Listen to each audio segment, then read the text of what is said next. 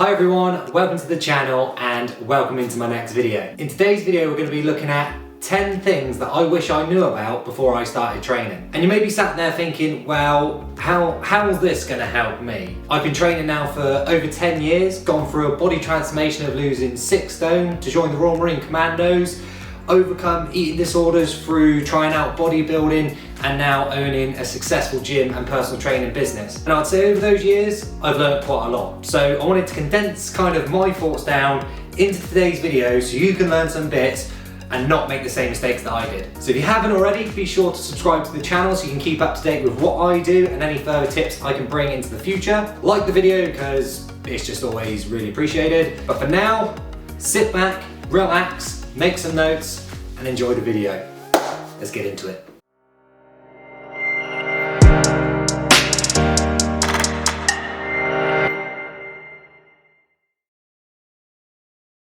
And just before someone clever out there thinks, oh well, you know, here's the 10 pointers, chuck it in the comments box. That is not the point of the video. I'm going to give you the 10 things that I wish I knew, and I'm going to expand on those things through my experiences that if you've been training for a while, you could probably relate to, and if you're a beginner, it's probably well worth knowing. So make sure you do stick through the whole of the video to get each and every tip along the way, just so it can benefit you. So breaking into the list, this 10 isn't like a numerical order. I'm not saying number 1's the best and 10's the least. It is just 10 that I've pulled out the bag. So looking at number 1, don't be naive. AKA, if it sounds too good to be true, it probably is. For example, when I first started training and I would look at all these videos, you know, on the internet, on social media and stuff like that, I'd kind of think, wow, look at this guy. He's 20 stone of lean muscle. Does he only take protein shakes? Well, he must only take protein shakes and pre-workout because that's what he's saying he does. And obviously if I don't use his discount code, then I'm not going to get the gains like he's got. Nah, don't believe it. That may seem as like an obvious one, but genuinely for beginners and people who are just starting training, I can guarantee you will do that. And I can guarantee anyone looking at the beginning of their sort of fitness journey, is what you call it, probably done something very, very similar. Big thing to realize is that in this fitness world, there's a lot of false guidance out there and there's a lot of false reality. Talking on the subject, I'm not going to go into it too much because it's just the obvious thing is obviously gear and obviously performance enhancement drugs, which pretty much everyone will deny. But the elite athletes, especially within bodybuilding and stuff like that, their chances are they are probably using stuff because that's the only real way to get to that kind of size and that condition, along with obviously discipline, structured workouts and good nutrition. But if you're looking at someone and you aspire to be like them, you know, they're massive, they're shredded, you kind of need to realize and understand how that's actually been achieved. It hasn't been done just by taking 5 protein shakes a day and getting 8 hours sleep. So just take some time, just look at the bigger picture and just think to yourself, is that really possible? Is that really true? Because a lot of the time it isn't. So just sort of take a step back, evaluate the situation, and that is going to really help out with your mental state as you move forward with what you're wanting to do. Number 2. Big impact on me, this one, was don't build unhealthy relationships with food because there is no need. If you follow me on Instagram or anything like that, or you've seen my videos in the past, you'll come to realize that I've overcome these kind of like eating tragedies where you actually get scared of food just to drop body fat, and it is not good and it is not needed. So if you want to get like a couple of tips or a bit of an insight into that, you might want to check out some of my previous videos or check out my Instagram page. But the reason this is one of my points is that it is as simple as calories in versus calories out. Too many people start to overcomplicate these things, and I did at the beginning of my journey. I was thinking, right, chicken, rice, broccoli, that's all I can ever eat if I want to be lean and if I want to maintain being lean all year round. The reality is that isn't the case. You probably end up malnourishing yourself, you start to build unhealthy relationships with food, you then start to have these massive binges which can completely put it all to pot anyway. So the sooner you come to realise that it's basically as long as you're burning off as much as you're eating, you will start to reduce body fat. And to link into why I wish I knew this, because I always thought there was magic tricks, you know, fat burning pills and stuff like this. You kind of think, right, if I drink about 100 green teas a day, I'm gonna be lean as anything, right? I'm gonna be going to body power, I'm gonna be going on holiday absolute high off my nut on caffeine, but I will be shredded to the bone. And green tea doesn't make you shredded. It's simple as that. Fat burners don't make you shredded. The whole point about it is that you're taking these fat burners, or you're taking these, green teas, extracts and all this sort of stuff, kind of thinking, right, this is going to make me shredded. So what I'm going to have to do is I'm going to have to eat clean, calorie deficit, take these tablets, and that's what's going to make me lean. Tablets, calorie deficit. Doesn't work, works. Remember that one. Number 3. Lifting as heavy as possible isn't going to make you massive. Obviously, we've all been there. Beginners might not have been, you will be there. You bowl into the gym, chest, little pigeon chest pumped out, thinking, right, I'm going to absolutely smash this workout. Load up the biggest weight you can, struggle to push out 3-4 reps, thinking, right, that is me, I'm going to be absolutely huge in 2 weeks' time. No, it hurts to even think that I've done that before. Point of this tip is, reality is, if you want to get stronger, you have to lift heavy. You put your body under those stresses to get stronger. To build muscle, you have to do more reps, more repetitions to tear down the muscle to build back up. Big common mistake for a lot of people when they're first starting training is they're going to go in as heavy as they can, most likely injure themselves, put too much stress on their joints, their ligaments, those sort of stuff, because they're trying to jump. They're trying to run before they can walk.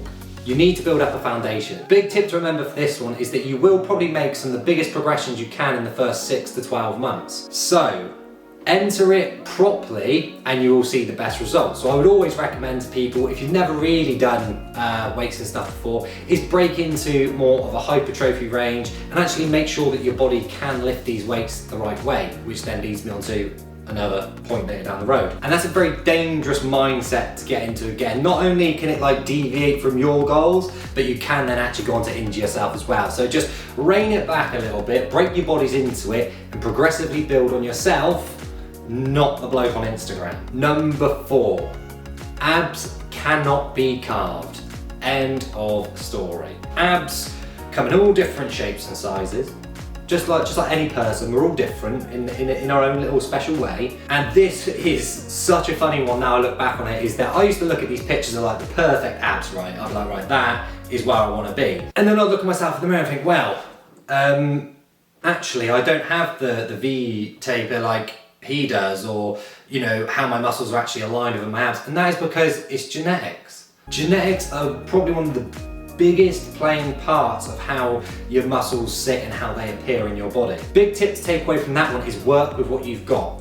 I know now, it's taken me years, I'm not gonna lie, it's taken me a long time to realise this, that my body's my body. I can enhance what I've got, but I'm not gonna make myself look exactly like someone else, because that's not me. So before you get caught up in that sort of dangerous place of thinking, to have abs like him, I need to do 1,000 crunches, 1,000 side crunches. Believe me, I have actually done this because I thought it would work. Some weird oblique work, thinking I'm now gonna get plates on the side of my body. It's just not the way it is, unfortunately. So work with what you've got. It will leave you in a better mindset, and actually you'll come to realise that your body as a whole will just go better, and you'll become more acceptable of what you've actually got and what you can improve on. Number 5, probably the biggest one, kind of obvious but kind of not. You cannot spot reduce body fat. There is nothing more annoying, and it angers me so much to see these adverts on things like Facebook saying, do these 5 chin exercises to lose your double chin. That's not gonna lose a double chin. But people believe it. It drives me mad. When I first started training, same again, hold my hands up. I believed exactly this. I thought if I was to do loads of crunches, I could reduce my body fat around my stomach or my hips. Honest to God, this is the maddest thing. You might find me really weird for this, but there was a time that I used to wrap cling film around my stomach, get on the treadmill, walk for 40 minutes, thinking that was gonna somehow reduce the fat within my stomach and hips. You'll get the gist that my most body conscious part is my stomach and hips. It just is what it is. Same again, genetics play a massive part to where your body stores body fat. The sooner we come to learn that, and then same again, just look at what we've got and how we can work on it, that's what's gonna make the difference. So tip from that, just accept it. Body fat's body fat. You can drop it, you can lose it. It does get hard, but you can't pick and choose where to burn it. So if you see any adverts that say, do 10 hand crunches to lose your hand fat, do not believe it for 1 second and message me, because it just relieves me from frustration so much. Number 6, this would have saved me a lot of early mornings and a lot of time for no real reason. What time of day you train doesn't actually matter. You might find it hard to believe, but you can train at 5 in the morning, midday, 10 at night. It's going to have the same impact on your body. It really doesn't matter. So I got lured into the thought thinking, right, if I get up and do fasted cardio in the morning, technically I've not eaten all night, so now I'm going to hop on the treadmill at 5 in the morning, starving, and walk on a hill for an hour, which is then going to definitely reduce my stomach fat again and going to make me lean as anything. But in reality, all it was, I was hungry, tired, and friggin' miserable. And now I train whenever I want, usually maybe around like mid-morning because it works for me. And I see the best results that I've ever achieved. So that just kind of says to me, I've trained in the mornings, in the evenings, at lunchtimes. It really doesn't matter. Do what works for your body. If you're an early morning goer, great. Get up at 5, go to the gym, it sets you up for the day. If it makes you feel better, I highly recommend it. The point of that tip is basically go to when your body wants to go. If you feel like your performance is going to be neglected in any way, then go at a different time, because at the end of the day you're going to the gym to train and enhance your performance to become a fitter and healthy version of yourself. Back on to the diet and nutrition, just because this really impacted me a lot in the past. Carbs and fat don't make you fat.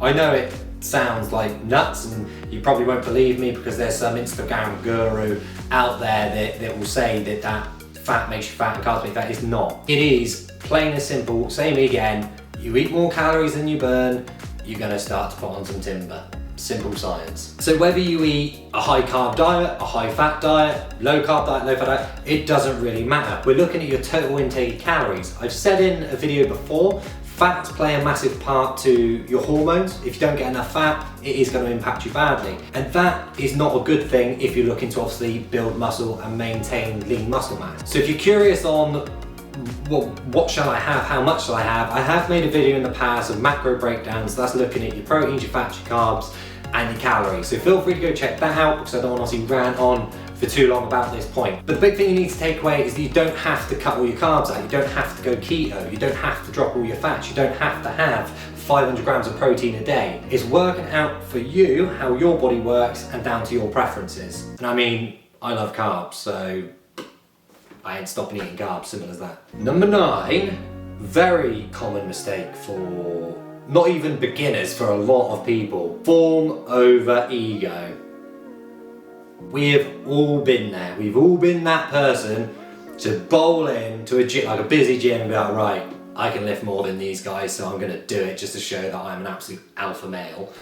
Nah, it's same again, it's not a good idea. Going back to the point earlier in the video that if you start to sacrifice your form just to make yourself look good, you're not actually going to be benefiting your body at all. You're going to be running the risk of injury, then in turn decreasing your chances of progression. Honestly, this took me a long time to go overcome this because it's so much easier said than done. When you're going to the gym with people, whether it be friends or whatever, you've got that little competitive edge to kind of like say, actually, no, I don't want to be trying to push, you know, as heavy as I can with absolute terrible form, because you're actually going to get better results by reining it back, focus on your technique, focus on your form, and then obviously let it grow from there. Take it away, try it out, trust me, it'll work. Number 10, I know I said 1 to 10 wasn't like the list of how it should be, but this probably is quite a big one, is to focus on yourself.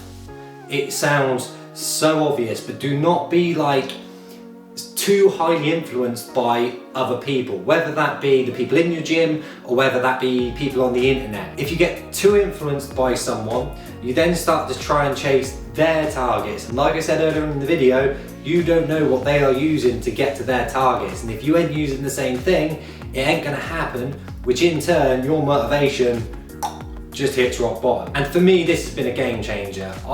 Over the past few years, I've taken a lot of time, I've trained by myself a lot, which probably helped that transition, because then you're not like looking at other people thinking, I need to be doing that, I need to be doing that.